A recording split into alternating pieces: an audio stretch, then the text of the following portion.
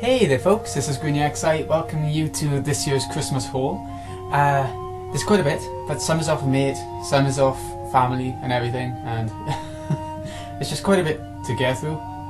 So, you can call it a green vlog if you want, I don't know. The first thing I want to talk about though, first thing I got, was a new pillow and duvet set, which might sound a bit boring, but this is the first brand new pillow and duvet set I've ever had in my life. It's always been sort of hand-me-down kind of stuff, and it's so comfy, and the quilt is so thick.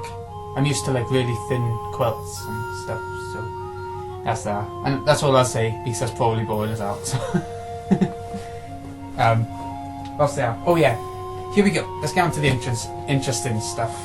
First thing I had, other than that, was this, the PlayStation wireless headset.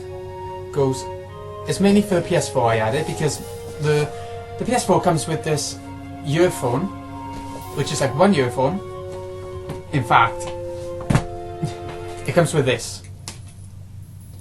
It's just one earphone on the end, a clip, and a mic with a switch that doesn't have an on and off button, on and off message on it. So I decided to get a proper headset because this is really pretty shit. Especially because the wire is actually snapping off. You can see the gold of the wire somewhere, so it's breaking anyway. So yeah, I got these. I've tried them once, and they are really good on the PC. I haven't tried them on the PS4 yet, but I've heard amazing things. There's an app you can download on the PS4 where you can download it and change all the settings and stuff, all the bass, all the whatever you want to do. Okay, let me just get it out. This is what I wanted to show off. It's the headset. Changeable faceplates by ear. You can get rid of the part that has the triangle and stuff. There's a line up by ear. I don't know if you can see it. That's where it'll come off and you can put different ones on. I haven't even looked around at that yet. It wasn't something that made me want them, kind of thing.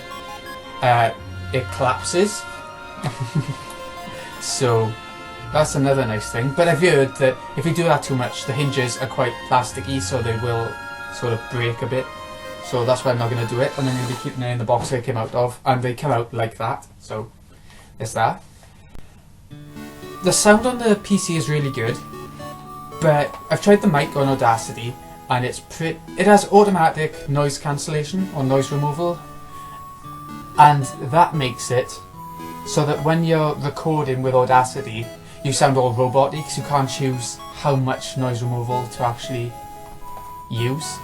So I would rather use the headset I normally use for recording and use these for like PS4 talking, party chat, things like that. That's what I've been thinking anyway. But it's supposed to be really good on the PS4, so that's good. You have a wire that comes with it. It plugs in. You get a USB wire that isn't long enough to actually use them at the same time as charging, but it does come with another wire as well to allow you to do that. This wire is the charging cable, USB, and what goes into the headset. It's this, the little dongle thing, because it's wireless, so, you know, that's what receives it. There's something that lets you put into the Vita, another wire, which is underneath the packaging, so. And I'm pretty sure you can use it on 3DS. You can use it on anything, I'm sure. So there's there's loads of functions to it actually. You can choose the balance of game music versus chat sound. You can mute your chat, you know, mute your voice so nobody can hear you. You've got volume. Volume, you can't see it anyway, I don't think. VSS, which is virtual surround sound. I'm not sure exactly what that means, but I'll give it a go. And the switch has off, 1 and 2. Off is obviously when they're off. 1 is when you have them on. And then 2 is where the bass is boosted, I think.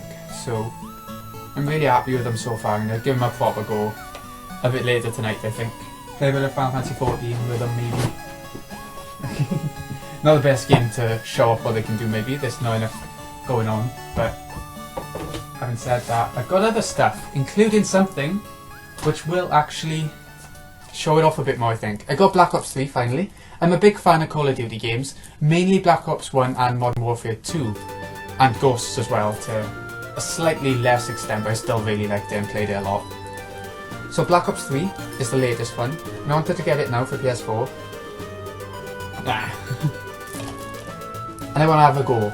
I played the beta a while ago when it was on the PS4 store for free, and there were only like 2 maps, I think there were, and neither of them were very bright or colourful or interesting really, but I think there'll obviously be more maps on this one, including the Nuketown map if you pre-ordered it. And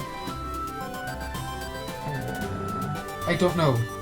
I don't think this has them, but I'm going to get the Nuketown one anyway, because I always loved Nuketown. Even though a lot of people seem to hate it because it's so small and people just throw grenades and it's just killing everyone off, I quite liked it myself.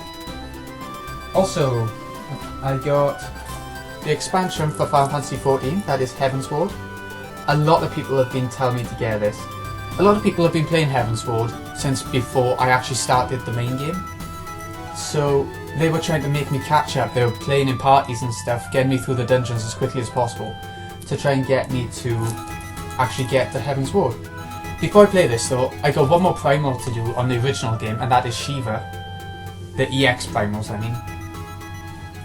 I'm having problems because Duty Finder is not getting me anything. I've been standing around for hours and hours playing different games while that's been going on, and it's just taking forever, and I'm not even getting a match. I can't even play the EX primal because everyone is playing unsynced, which is where you can just go in on any level, get through the fight really quick, and just try and get the loot that comes out of it. I want to do it unsynced. I want to do it synced so that I get the full experience out of it, so I get a proper boss instead of just hit the boss and dead kind of thing. But I'm really looking forward to this. It adds so much, and I want to see it. Another game. This is one of the ones that came off, that I had off my mate. Bloodborne.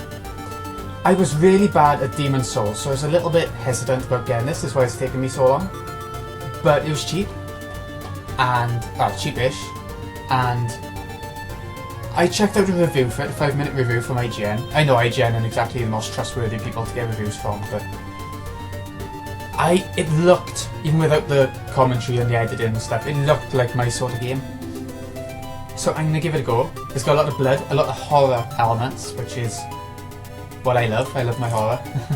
So I'm gonna give it a good go. It's one of the games I was looking forward to most for Christmas, so I can't wait. And the expansion's just come out. It's £16, which is expensive, but I'm assuming there's a lot that comes with it.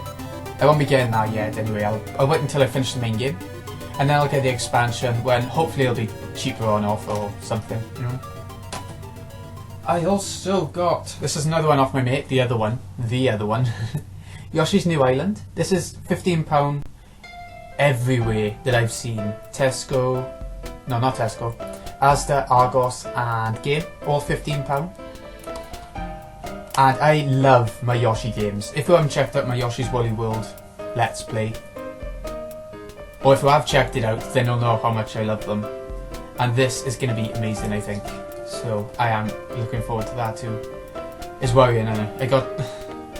I got such a big backlog as it is that I'm not helping myself.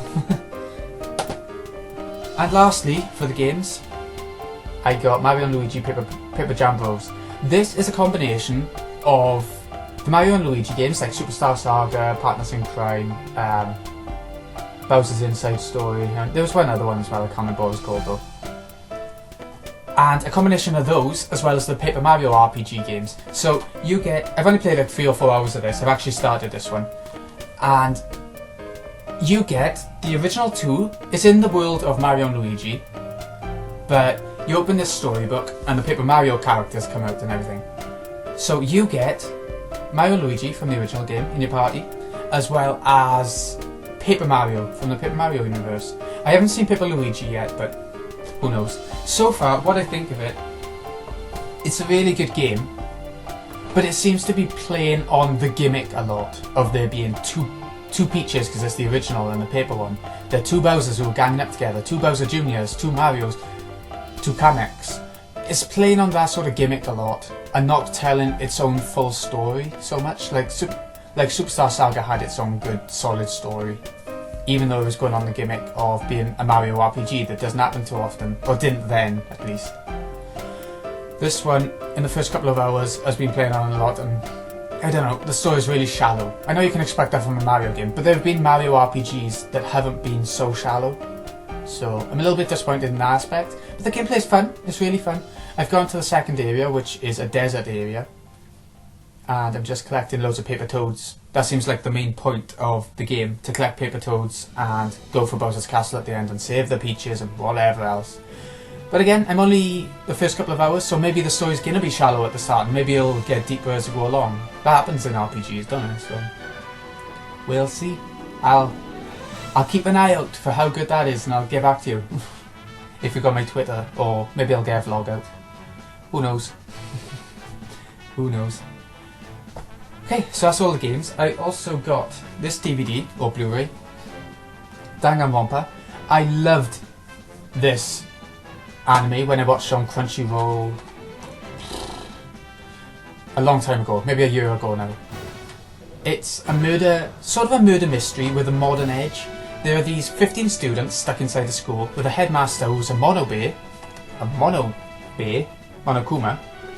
and he is the guy who's trapped them all in the school, and he's set a rule where the only way they can escape is if one of the students kills one of the others and gets away with a murder without being found out via a trial system, like they all stand around and have a proper trial and try and figure it out. If the trial ends up gives a result of the person getting off with it, all of them die except for the one who gets off and he escapes the school. If the person gets caught, then that person dies, the killer dies, and all of the rest get to carry on being prisoners in the school, and somebody else tries to be a killer. So they keep getting caught, obviously, and it's just about who lives at the end. It's a survival horror sort of thing in that aspect, although it's not scary. They're not horror, but it's a survival sort of thing. Battle Royale, maybe. Something like that. And it's really good. I've seen the anime before. This time, though, for the first time I think, it's got English dubs. They aren't brilliant, but I'm watching it with the dubs this time for something different, and I'm really enjoying it. I really am. The games are good too. The games are a lot more in-depth. They give you more detail and everything. But if you've played the games already, and you just want to get through the story quick and get the music and the enjoyment that you have out of the series, then this is a really good one. It's the first game, this is, the anime of the first game. The second game, I'm hoping they do an anime for at some point. I hope so bad. This is really good. They did it really well, in my opinion. I've heard complaints about it, but yeah. Okay, books. That's the last thing I got to talk about actually. So if you don't care about books, then you know. This is the one that I've started. Weird Sisters. That's how I pronounce it anyway. Terry Pratchett, the guy who died not long ago from dementia and all that. This is really good so far. I've only read the first 23 pages, but what I've read so far is really fun. It's got the usual humour that you have from his Discworld novels. This is the 6th one, I think, 6th Discworld? I think so. And it's about 3 witches, as you can see on the cover, but it hasn't given the overall plot away yet. It's about this dead king and how he's going around as a ghost, as well as another dead king of the same kingdom from 1,000 years ago. And it's about the witches, something to do with them. It hasn't given anything away yet, so I can't tell you much about it, but so far I'm really enjoying it as much as I enjoy every other Discworld novels to date. It's good. As well as that, this, Pyramids, is the 7th one, or the next one in the series, ready for when I finish this one, because I get through books like... when I'm in work, at dinner times, I just read. That's pretty much all I do, and when I get home, if I've been enjoying it a lot, I'll move on to the next one. I'll carry on, I mean, yeah. But this one looks like it's going to be sort of ancient Egypt in the Discworld universe. That's what I'm imagining. I don't know yet, because I'm trying not to spoil myself about anything to do with these books. I enjoy them whether I spoil myself or not, but, you know. But I think this one is going to be one I enjoy, because I love Egyptian style stuff. I don't like deserts in games, which is strange, or in most things. But I love like pyramids and sphinxes and things like that. So I'm looking forward to that one. I couldn't tell you anything about it. So that's that. Next up we have got, this is something I saw in Tesco for pretty cheap. So I thought I'd buy it and they could buy it me or whatever. They could have it.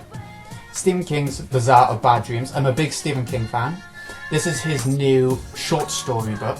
You know, a couple of short stories. I think it's about 20 of them. One or two of them are meant to be repeats from other short story books, which is a bit disappointing. But at the same time, I haven't even read them, so I don't care that much. But a lot of them are brand new, and I am looking forward to so much. I love the cover, which I know is strange. I got a Kindle, but if I see a book with a really good cover, I'll still buy the book instead of just downloading it. Because it looks better, and that might be shallow, it might be stupid, but I don't care, it looks better. So, Bazaar of Bad Dreams, loads of thrillers and horrors and stuff in there, which is what I wanted. I wanted a book that was full of short stories I could just read a bit of during a lunch break, and that would be a good one for it, I think. Just read a story now and again. And lastly, is not a, well, it is a book, but it's a manga. It is called Geo by Junji Ito. This is the guy who did Uzumaki, and I loved Uzumaki Spiral. I loved that book. So I thought I'd give Geo a go. It was a two-parter manga, but this is the whole volume, which is still quite thin. Not thin, but pretty thin. It's about... what if I read the back? No, never mind. I think it's about something in the sewers that's killing people. And Junji Ito does... His artwork is really, really unique. He's really good at drawing out the scariness of things that shouldn't be scary. Like something in the sewers, who cares? He does, apparently. So I am looking forward to that so much. And if this is any good, I don't know if Uzumaki will just be a one-off manga by him that I like. I hope not. But if this is any good, then I am gonna go next on to... it's like a short story collection by him, and I'll see how that turns out. So that's my Christmas haul. I hope it wasn't too dull or anything. It could well have been. So, I don't know what else to say. This has been Greeny XI. I hope you've enjoyed. What did you do after Christmas? What would you like me to talk more about, if any of the stuff that you saw today? Is there anything... I don't know, just chuck anything in the comments, I'll reply anyway. I reply to everything. Yeah. Thank you so much for watching, folks. See you again in a bit.